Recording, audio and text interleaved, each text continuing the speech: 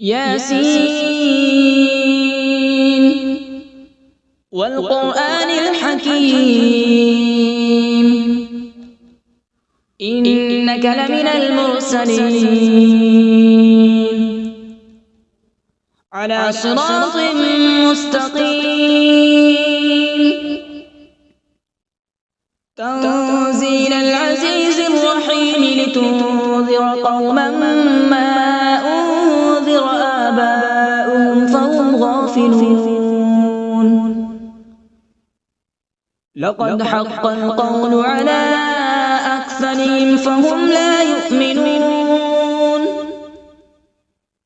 إنا جعلنا في أعناقهم أغلالا فهي إلى الأذقان فهم مقمحون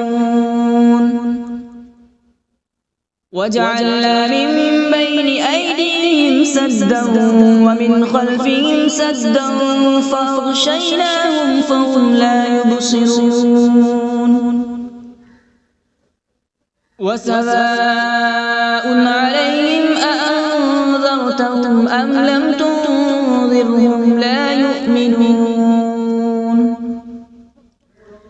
إنما تنذر من اتبع الذكر وخشي الرحمن بالغيب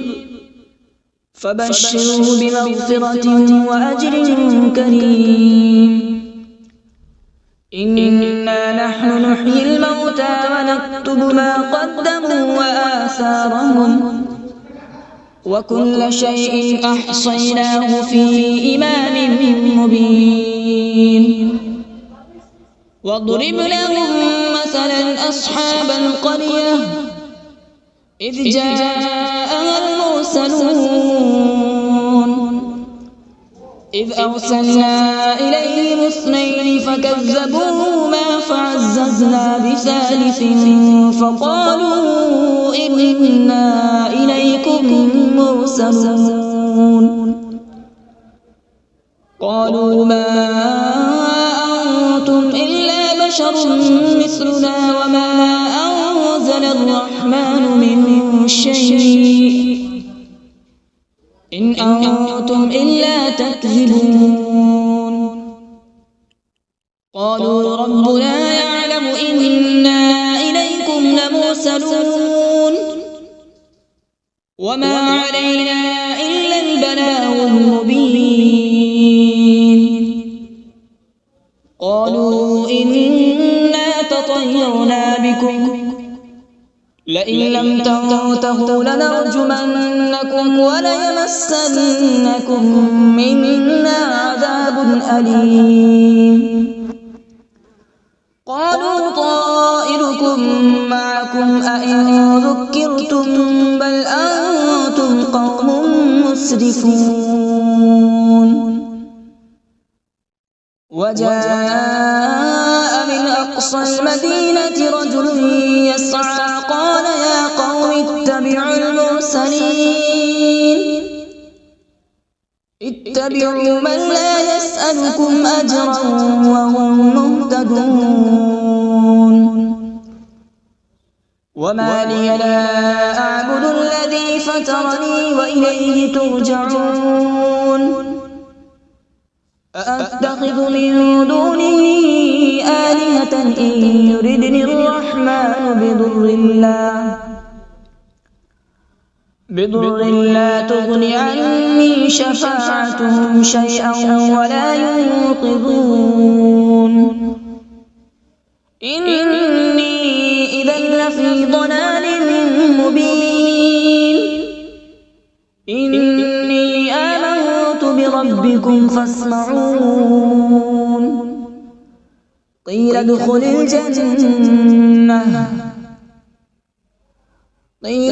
الجنة قال يا ليت قومي يعلمون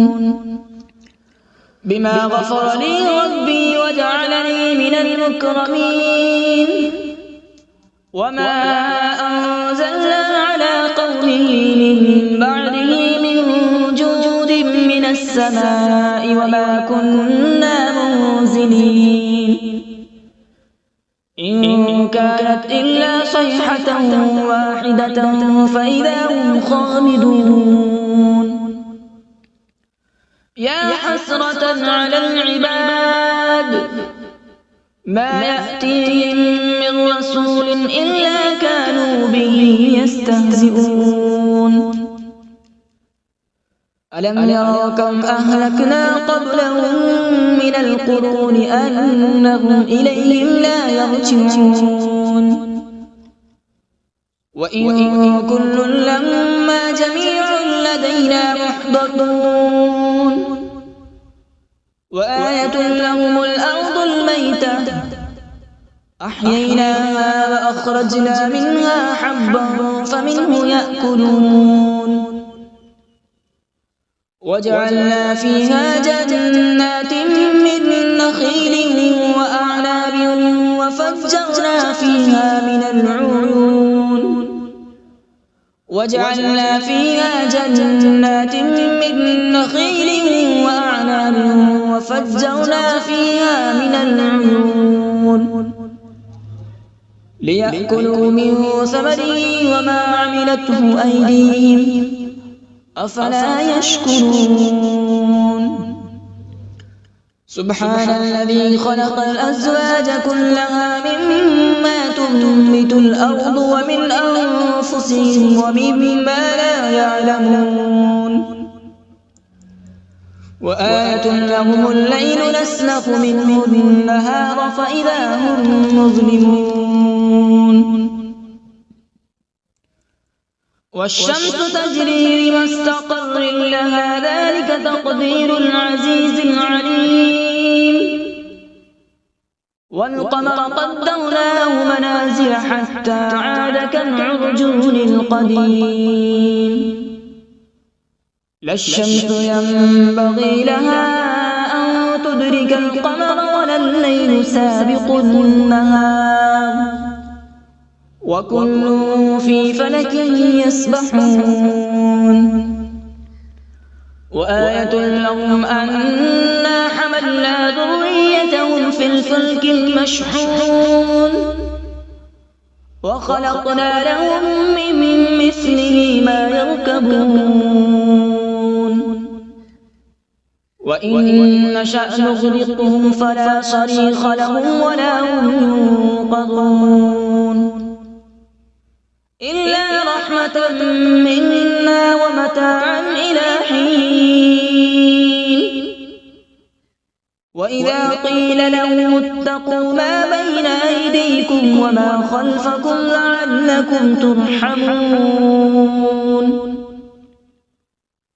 وما تأتيهم من آية من آيات ربهم إلا كانوا عنها معرضين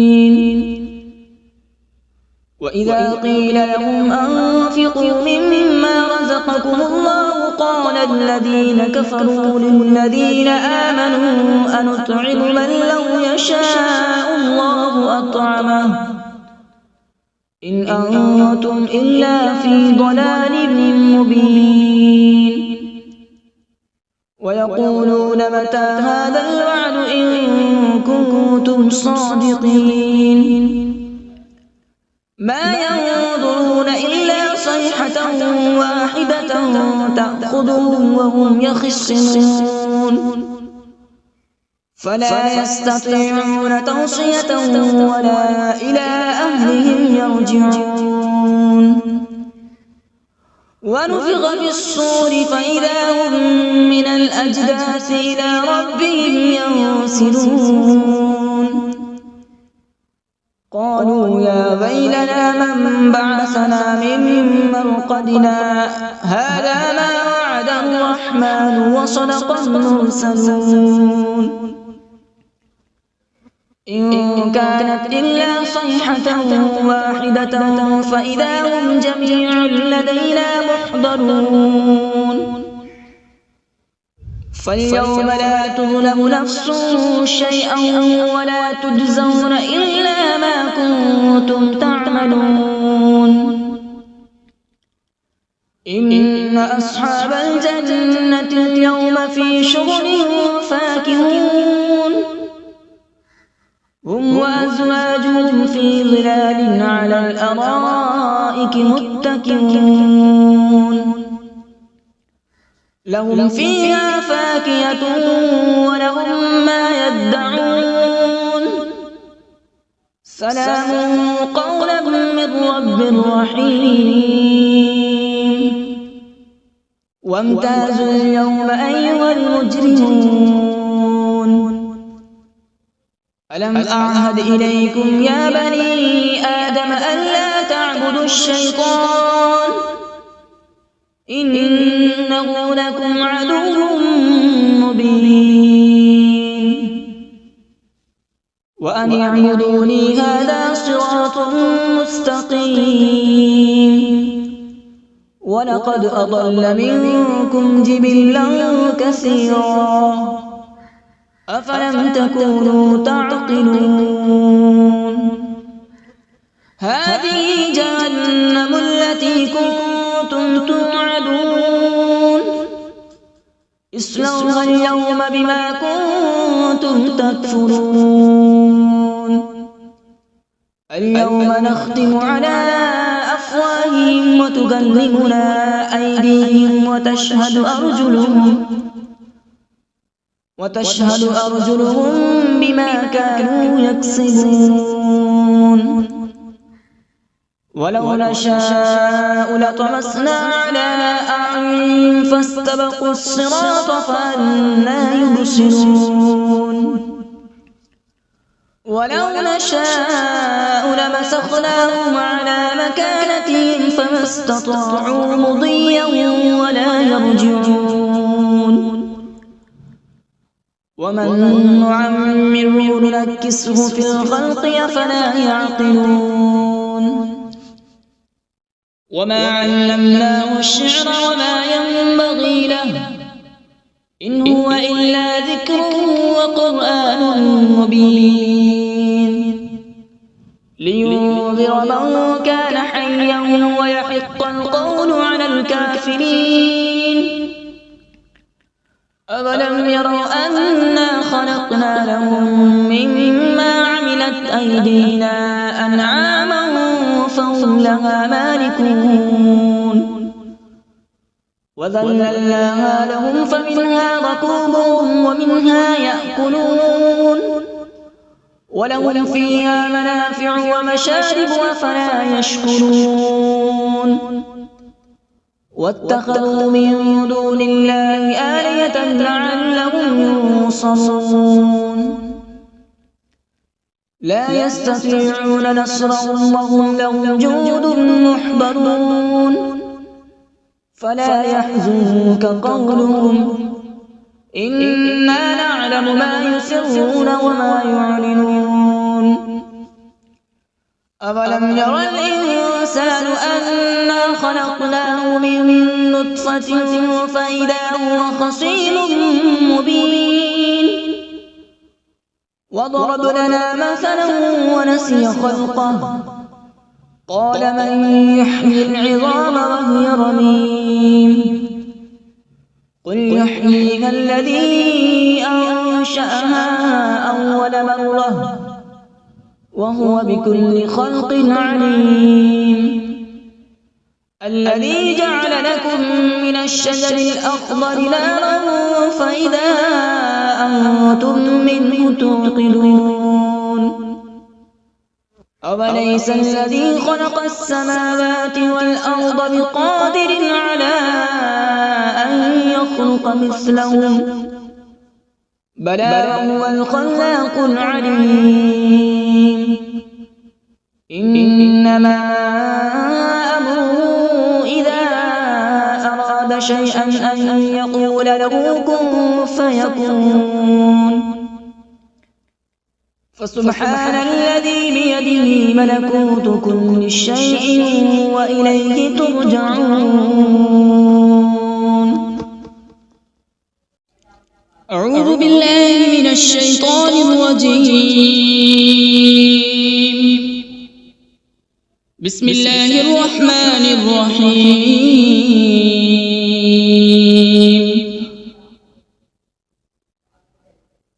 الرحمن علم القرآن خلق الإنسان علمه البيان الشمس والقمر بحسبان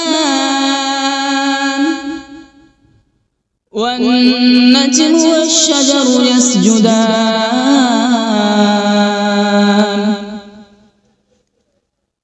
والسماء رفعها ووضع الميزان ألا تطغوا في الميزان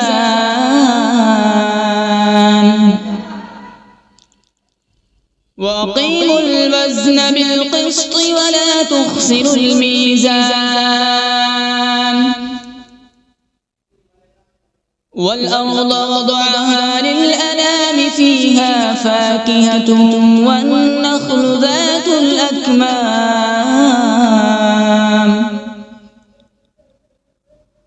والحب ذو العصف والريحان فبأي آلاء ربكما تكذبان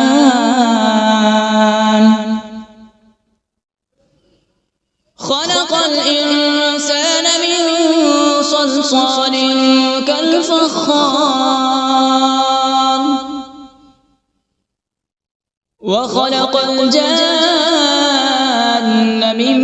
مارج من نار فبأي آلاء ربكما تكذبان رب المشرقين ورب المغربين فبأي آلاء ربكما تكذبان مرج البحرين يلتقيان بينهما برزخ لا يبغيان فبأي آلاء ربكما تكذبان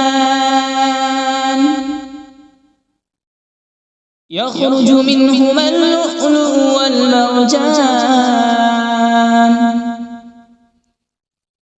فبأي آلاء ربكما تكذبان وله الجوار المنشآت في البحر كالأعلام فبأي آلاء ربكما تكذبان كل من عليها فان ويبقى وجه ربك ذو الجلال والإكرام فبأي آلاء ربكما تكذبان يسأله من في السماوات والأرض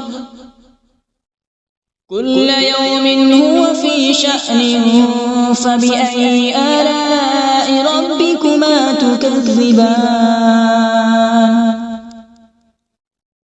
سنفرغ لكم أيها الثقلان فبأي آلاء ربكما تكذبان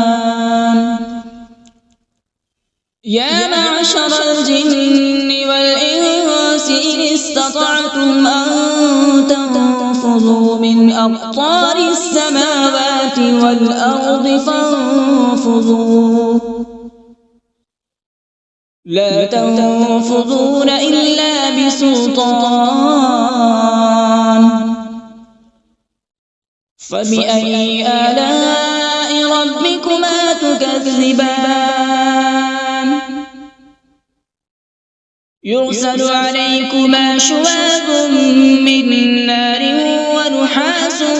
فلا تنتصران فبأي آلاء ربكما تكذبان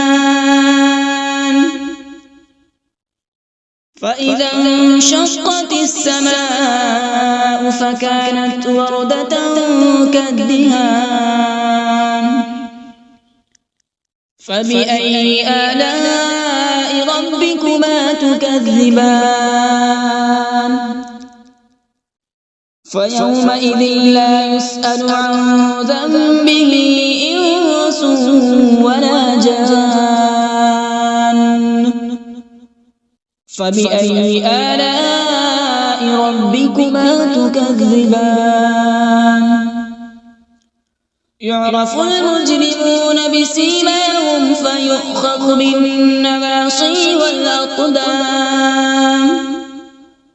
فبأي آلاء ربكما تكذبان هذه جهنم التي يكذب بها المجرمون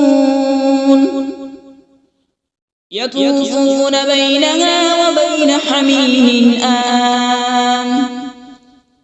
فبأي آلاء ربكما تكذبان ولمن خاف مقام ربه جنتان فبأي آلاء ربكما تكذبان ذواتا أفنان فبأي آلاء ربكما تكذبان فيهما عينان تجريان فبأي آلاء ربكما تكذبان فيهما من كل فاكهة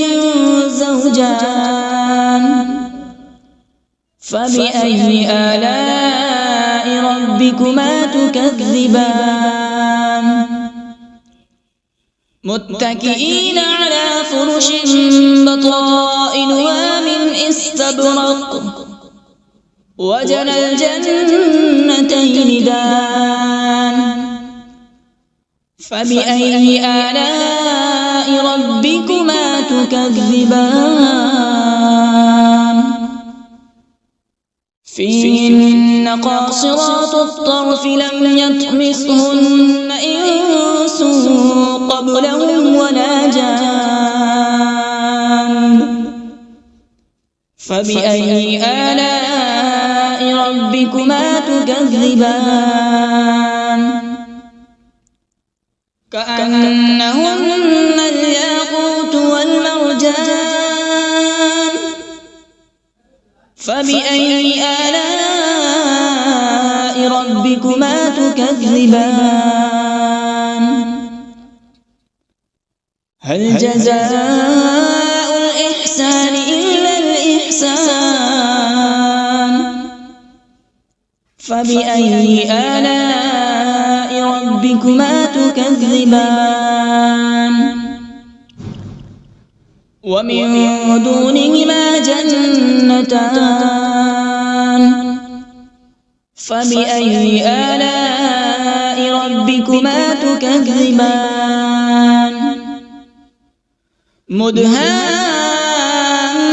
مدهامتان فبأي آلاء ربكما تكذبان فيهما عينان نضاختان فبأي آلاء ربكما تكذبان فيهما فاكهة ونخل ورمان فبأي آلاء ربكما تكذبان فيهن خيرات حسان فبأي آلاء ربكما تكذبان حور مقصورات في الخيام فبأي آلاء ربكما تكذبان لم يطمثهن إنس قبلهم ولا جان فبأي آلاء ربكما تكذبان متكئين على رفرف خضر وعبقري حسان فبأي آلاء ربكما تكذبان تبارك اسم ربك ذي الجلال والإكرام بسم الله الرحمن الرحيم تبارك الذي بيده الملك وهو على كل شيء قدير الذي خلق الموت والحياة ليبلوكم أيكم أحسن عملا وهو العزيز الغفور الذي خلق 7 سماوات طباقا ما ترى في خلق الرحمن من تفاوت فارجع البصر هل ترى من فطور ثم ارجع البصر كرتين ينقلب إليك البصر خاسئا وهو حسير ولقد زينا السماء الدنيا بمصابيح وجعلناها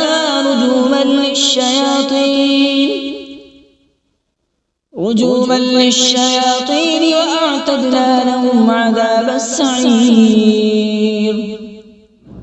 وللذين كفروا بربهم عذاب جهنم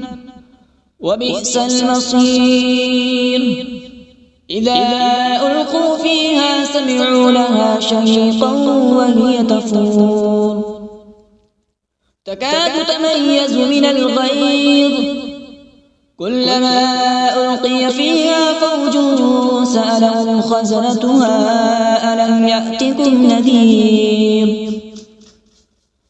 قالوا بلى قد جاءنا نذير فكذبنا وقلنا ما نزل الله من شيء إن أنتم إلا في ضلال كبير وقالوا لو كنا نسمع أو نعقل ما كنا في أصحاب السعير فاعترفوا بذنبهم فسحقا لأصحاب السعير إن الذين يخشون ربهم بالغيب لهم مغفرة وأجر كبير وأسروا قولكم أو اجهروا به إنه عليم بذات الصدور ألا يعلم من خلق وهو اللطيف الخبير هو الذي جعل لكم الأرض ذلولا فامشوا في مناكبها وكلوا من رزقه وإليه النشور أأمنتم من في السماء أن يخسف بكم الأرض فإذا هي تمور أم أمنتم من في السماء أن يرسل عليكم حاصبا فستعلمون كيف نذير ولقد كذب الذين من قبلهم فكيف كان نكير أولم يروا إلى الطير فوقهم صافات ويقبض ما يمسكون إلا الرحمن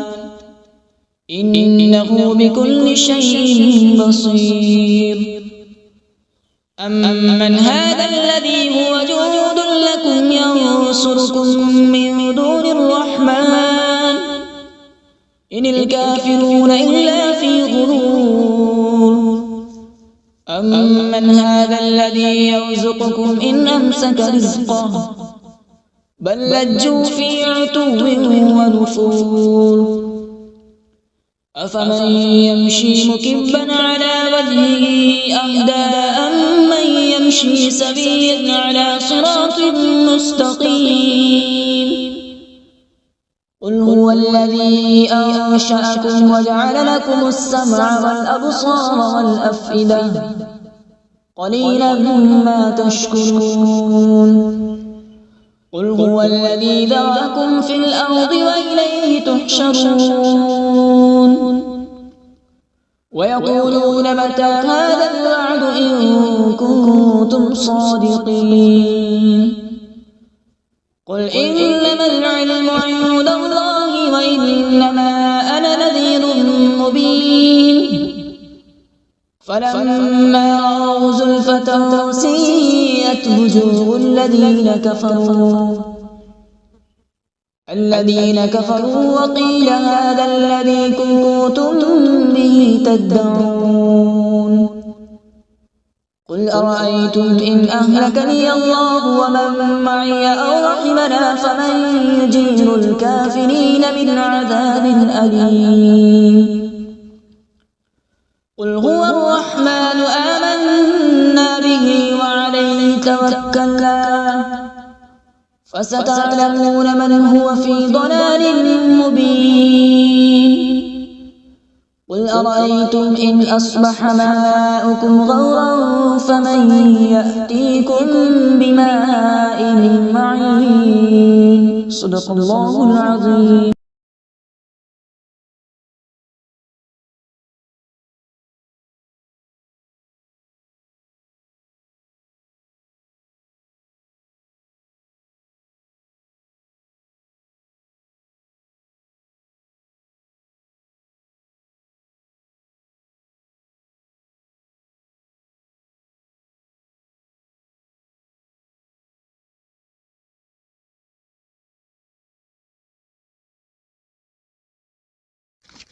أعوذ بالله من الشيطان الرجيم.